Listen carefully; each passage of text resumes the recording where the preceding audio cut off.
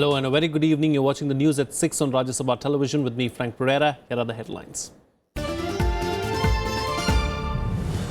Uproar in both houses of parliament over the deployment of army at toll plazas in West Bengal. Government calls it a routine exercise. Opposition sees sinister design behind move.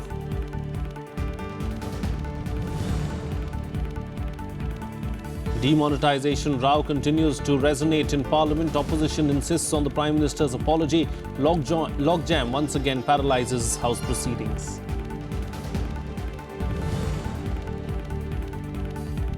And Finance Minister says the cash crunch will ease only by the end of the month, even as Prime Minister terms large volumes of cash a big source of corruption and black money that slows down growth.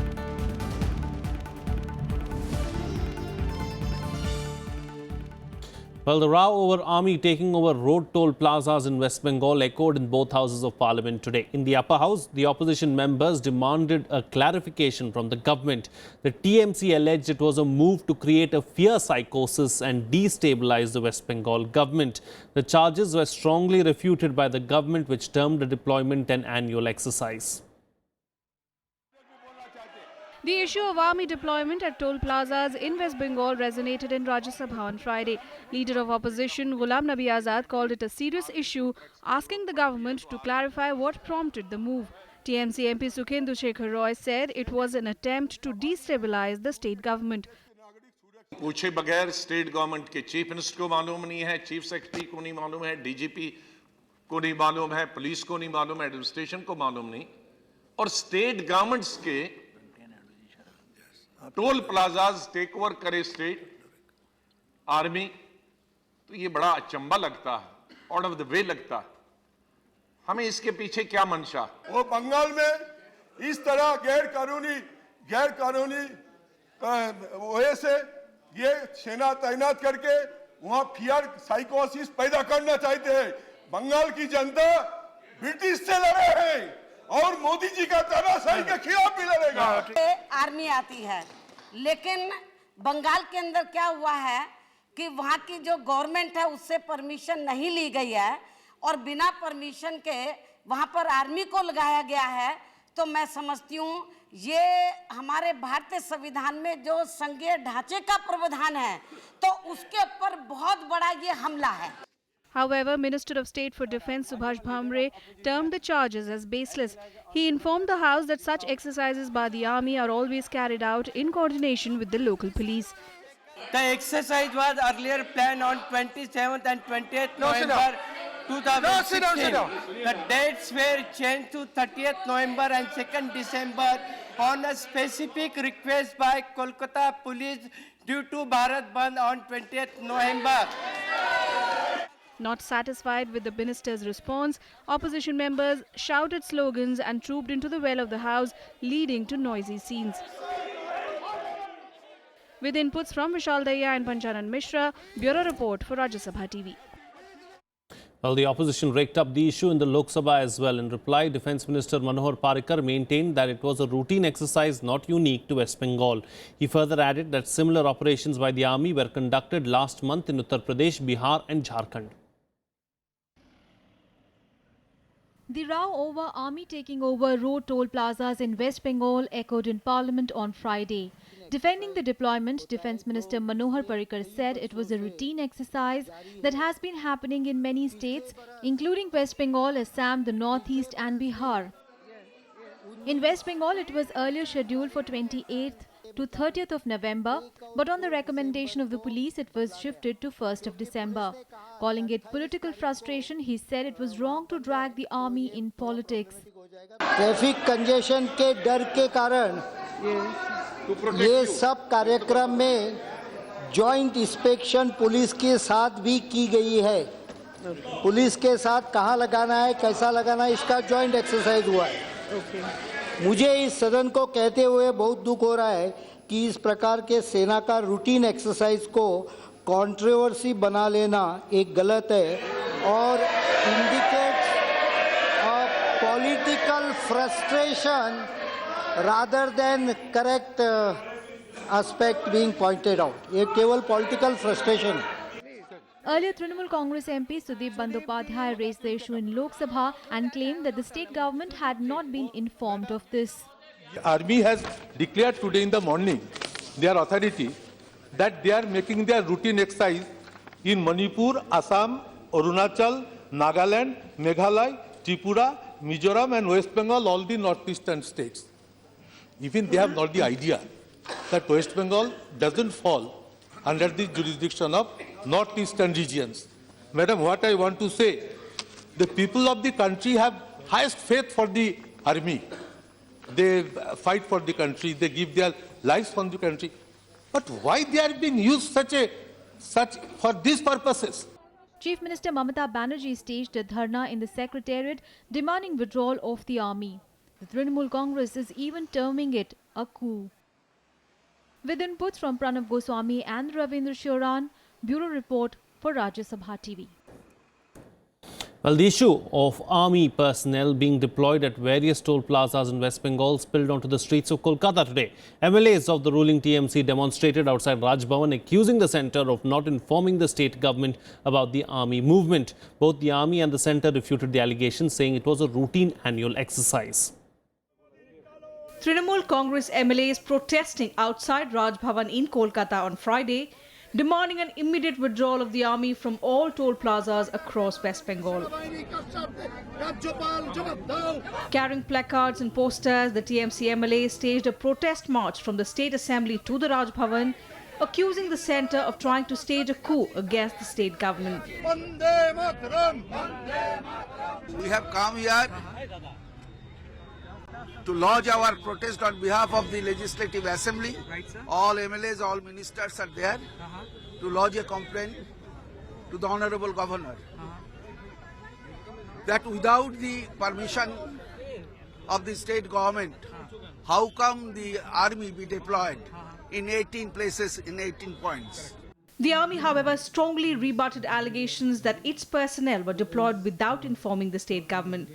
You must be aware that we have specific targets and specific informations and data to be collected. On completion of the data collection at Navona, the team was withdrawn last night around 12 o'clock. The union government also criticized West Bengal Chief Minister Mamata Banerjee and her party for projecting the army's annual exercise in a wrong way. मैं सभी political party से प्रार्थना करता हूं, कृपया army को ऐसे विषयों में मत लाइए और देश के लिए जो आर्मी, जो जवान जिसका हमारा योगदान दे रहे, बलिदान दे रहे, ऐसी आर्मी को राजनीतिक करने के लिए, राजनीतिक लाभ उठाने के लिए उनका नाम लेना ये गलत है। तो कम से कम आगे ऐसा काम नहीं करना चाहिए। However, the reactions from other political parties were mixed. सवाल ये है, जब सेना डिप्लॉयमेंट किसी स्टेट में होती है तो उस स्टेट के चीफ मिनिस्टर को, होम मिनिस्टर को इत्तला दिया जाता है और इत्तला देके उनको डिप्लॉय किया जाता है। ये लॉ एंड ऑर्डर सिचुएशन का तो सवाल नहीं है, यहाँ कोई वहाँ गड़बड़ी नहीं है, तो किस वजह से आप वो डिप्लॉय किए, उतना ही क्वेश्चन है। हमारे भारतीय संविधान में संघीय ढांचे की व्यवस्था है, तो संघीय ढांचे को ध्यान में रखकर ये उचित नहीं हो रहा है। इसकी हमारी पार्टी कड़े शब्दों में निंदा करती है और ऐसा सेंट्रल गवर्नमेंट को नहीं करना चाहिए, क्योंकि आर्मी जो है सेंटर के अंतर्गत आती है। ममता बनर्जी के हाई ड्रामा नाटक करना ये बंगाल के लोग के लिए नया नहीं है। ममता पिछले 10 साल से ऐसी राजनीति करती है। अब देश के लोग जाने, जो लोग दीदी दीदी करके जो मोदी भाई चिल्ला रहे हैं, वो जाने कि किस तरह से वो उनका जो अपने जान का डर है, पैरानॉइड है, और उसके लिए सबको बदनाम कर सकती हैं, यहाँ तक कि आर्मी को भी। On Thursday, West Bengal Chief Minister Mamata Banerjee had accused the centre of deploying army personnel at certain toll plazas in the state without informing her government. She refused to leave her office till the forces were withdrawn from the toll plaza near the state secretariat. Bureau Report, Rajya Sabha TV. Well, the stalemate between the government and the opposition over demonetization continued in the Rajya Sabha even on Friday. The opposition insisted on the Prime Minister's apology for statements made outside Parliament. The logjam paralysed the proceedings of the House. The impasse over the issue of demonetization seems far from over, as the opposition tried to corner the government in the upper house. Upping the ante against the Prime Minister, TMC, SP and BSP members demanded his apology during question hour. BJP members countered the opposition's onslaught and resorted to sloganeering. The chair urged the members to allow the question hour to function. Why are you doing this? You are trampling on the right of members who have start questions. Do you wish to do that? I'm sorry, nobody is being heard. Please sit down. Please sit down. But the chairman's assertion failed to pacify the agitated members. The chair then adjourned the House till 2:30 p.m. House is adjourned till 2:30 p.m. Even in the post-lunch session, the opposition continued its tirade against the Prime Minister. With little hopes of a resolution between the Treasury and the opposition benches, the chair adjourned the House till Monday. House stands adjourned till 11 a.m. on Monday. With inputs from Vishal Dhaya and Panchanan Mishra, Kriti Mishra, Rajya Sabha TV.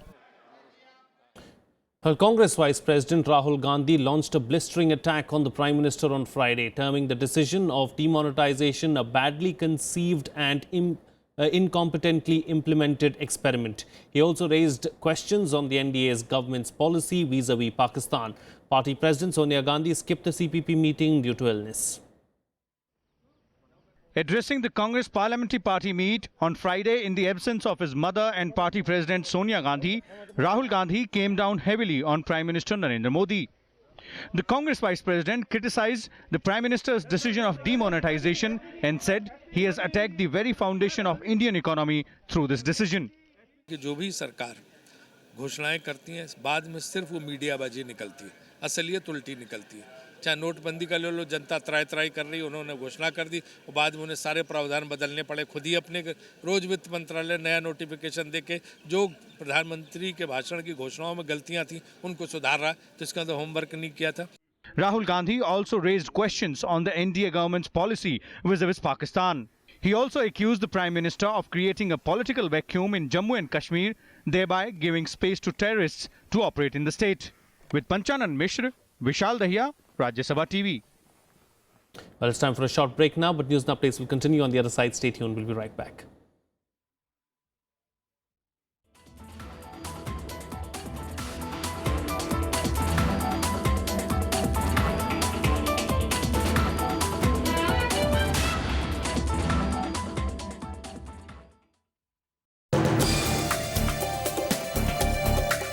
Hello and welcome. I'm Amritan Shira and you're watching Law of the Land. Transgender is the most visibly invisible. The transgender is an umbrella term. New bill kind of, criminalize the whole thing. Watch Law of the Land on Rajya Sabha television. The basic scientific foundations were made by this institute. Has done a lot of work in hepatitis viruses. The natural cycle of Japanese encephalitis in our country, where the virus was discovered, a killed vaccine was produced, technology was passed on. One BSL-4 lab, and that is so far unique and only lab in whole Asia, which works in health sector. Watch Eureka with Dr. D.T. Maurya, Director, National Institute of Virology, Pune, on Rajya Sabha television.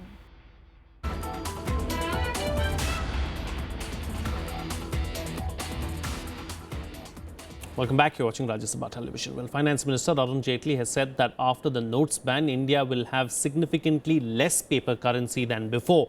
He also added that printing new notes will take time. Meanwhile, Prime Minister Narendra Modi has once again pitched for cashless transactions through an article posted on social media. He also said that large volumes of liquid cash are a big source of corruption.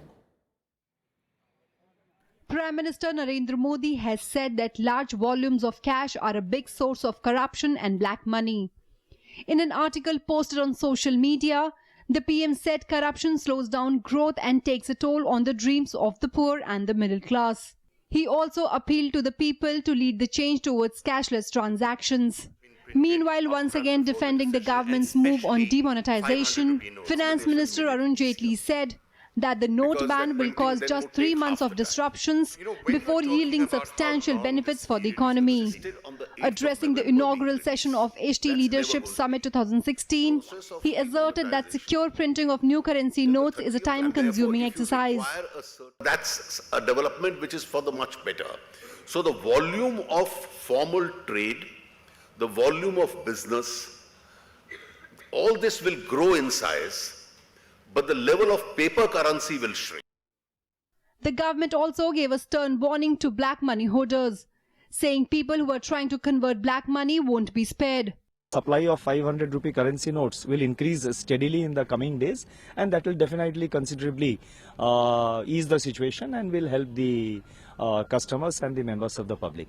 However, the Supreme Court asked the centre to spell out measures taken to ease the suffering and inconvenience caused to rural masses dependent on cooperative banks. Later, the Attorney General told the Apex Court that the government has already looked into the issues concerning cooperative banks. Bureau Report, Rajya Sabha TV. Even as the government and the RBI try to smoothen public dealings post-demonetization, the farmers of the country seem to be the hardest hit. Farmers across the nation are being forced to sell their produce at zero profits and sometimes even a loss, which has brought vegetable wholesale prices to a new low. Almost a month into demonetization, farmers and wholesale traders are reeling under a very visible domino effect. Vegetable prices, both wholesale and retail, have crashed as mandis run short of cash. Azadpur Mandi, the biggest wholesale vegetable market in the national capital, has also fallen prey to the note ban move. Farmers are being forced to sell their produce at the market for throwaway prices instead of, which is still better than dumping it as waste. माल में आ रहा फिर पे जगह नहीं है, माल नहीं उतर रहा, 4 बजे के आए हुए हैं, अब तक माल गाड़ी से ही नहीं उतर लिया, बिकेगा तो जब, और फिर जाके काटना अपना माल, खेत में तैयार हुआ वो खड़ा है और ग्राहकी सही नहीं, पैसा ही नहीं किसी के पास, आज तक 2000 का नोट ही नहीं देख लिया, मोदी ने कितने दिन हो गए, 22-23 दिन हो गए, आज तक 2000 का नोट नहीं आ लिया। हमारे को जी 1 से 1.5 रुपए का भाव मिल रहा है, लागत पड़ती 3 से 4 रुपए किलो की, खेत से ही, ये लागत पड़ती जी। कुछ भी नहीं बच रहा, हमारे को घर से देना पड़ रहा है, कर्जा हो गया क्योंकि अब इसको खेत से नहीं निकालेंगे तो फिर अगली फसल भी नहीं होगी खेत में। Vegetable mandis across the countries are reporting up to 30% loss. Seasonal vegetables are being sold at zero profit. While this time last year radish was sold at 7 to 8 rupees per kg, this year it is being sold at a mere 1 rupee 50 paise per kg. Carrots were sold at 17 to 18 rupees per kg last year. This year, it is being sold at 10 to 11 rupees per kg. A sack of cabbage weighing 15 kilograms should ideally cost anywhere between 250 and 300 rupees. But demonetization is seeing farmers selling it for just 50 rupees. Green vegetables like spinach and methi are being sold at 4 rupees per kg, opposed to 7 to 8 rupees per kg last year. Tomatoes are also being sold at half the price compared to last year's price of 15 to 18 rupees per kilogram. काफ़ी फर्क पड़ गया, अभी 25% down हो गए सब्जियों के rate. सभी चीज़ें इन दिनों में हमारे 22 रुपये किलो गाजर बिक रही थी, 10-12 रुपये बिक रही है। मेथी जो बिक रही 15-16 रुपये किलो बिक रही थी, 8 रुपये 6 रुपये किलो बिक रही है। गोभी 10-12 रुपये बिक रही थी, 4-5 रुपये किलो गोभी बिक रही है। किसान क्या करें, खेत तो खाली कर दिए उसने, जो उसके खेत में माल बो रखा है वो तो खाली करेगा ना करेगा, अगली फसल के लिए खाली करेगा, नुकसान तो हो रहा है, पैसे नहीं है लोगों के पास। The restrictions in the availability of cash has hit farmers, traders and middlemen hard. By selling their produce at throwaway prices, farmers are not only risking their livelihood this year, but also the production of next season's harvest. With inputs from Anu Diwan, Bureau Report for Rajya Sabha TV. Well, let's now get your roundup of the other national news and nationwide. Gujarat cadre IPS officer Rakesh Asthana has been appointed as the interim CBI director. This comes after incumbent CBI chief Anil Sinha retired from the post and the government did not name any full-time chief. Asthana, a Gujarat cadre officer of the 1984 batch, got elevated as a second-in-command in CBI 2 days ago when Special Director R.K. Datta was shifted to the Home Ministry as a Special Secretary.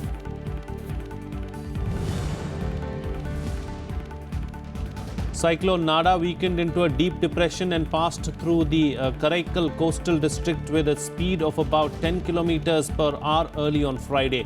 The Met Department has predicted light to moderate rainfall in the next 24 hours in Tamil Nadu and other coastal areas. While the authorities are monitoring the situation in the state, multiple NDRF and SDRF teams have been put on standby in various parts of Tamil Nadu. The Supreme Court on Friday refused to entertain a plea of the BJP leader and lawyer seeking playing of national anthem in all courts before the start of proceedings. The court said its order should not be overstretched. The Apex Court had on Wednesday made it mandatory for cinema halls to play the national anthem before screening a movie.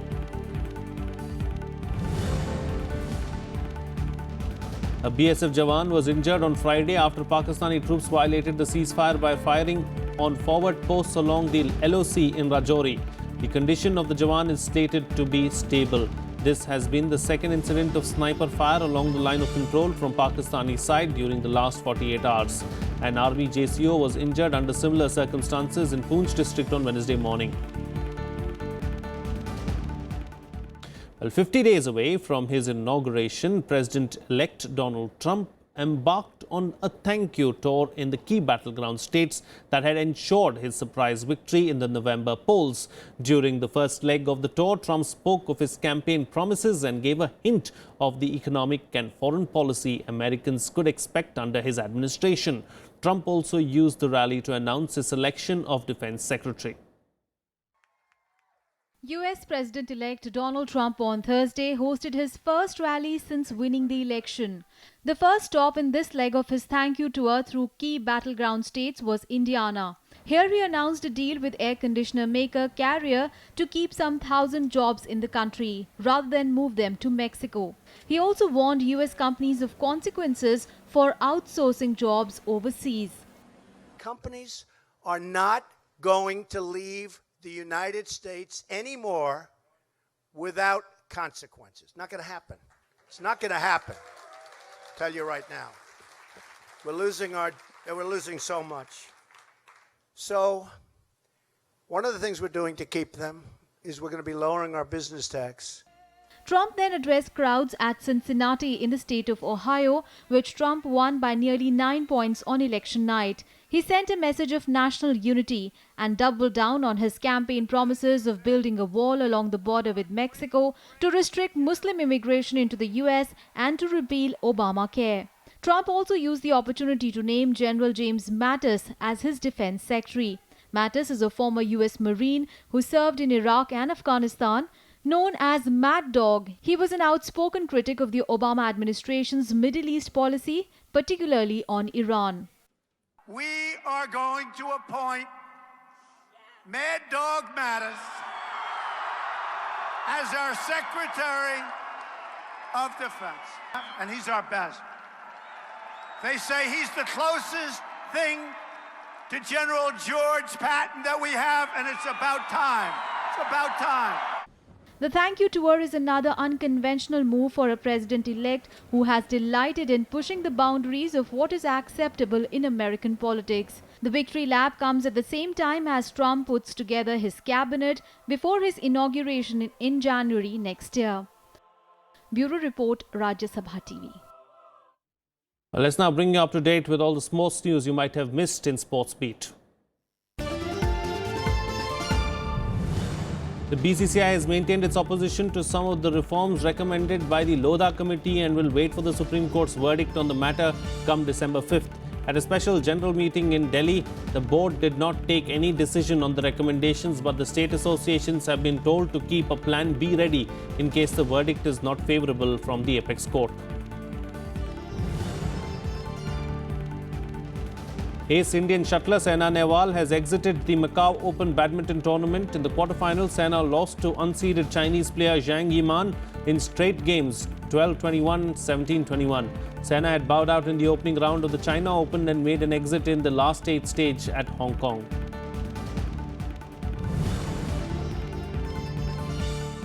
India dismissed Nepal for 21 in the Women's 2020 Asia Cup in Bangkok on Friday, which is the lowest ever total in T20 internationals for men and women.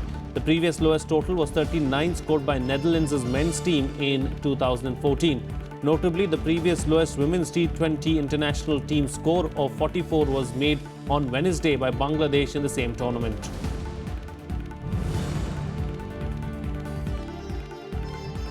The All India Football Federation won the Asian Football Council's Developing Member Association of the Year award in Abu Dhabi on Thursday.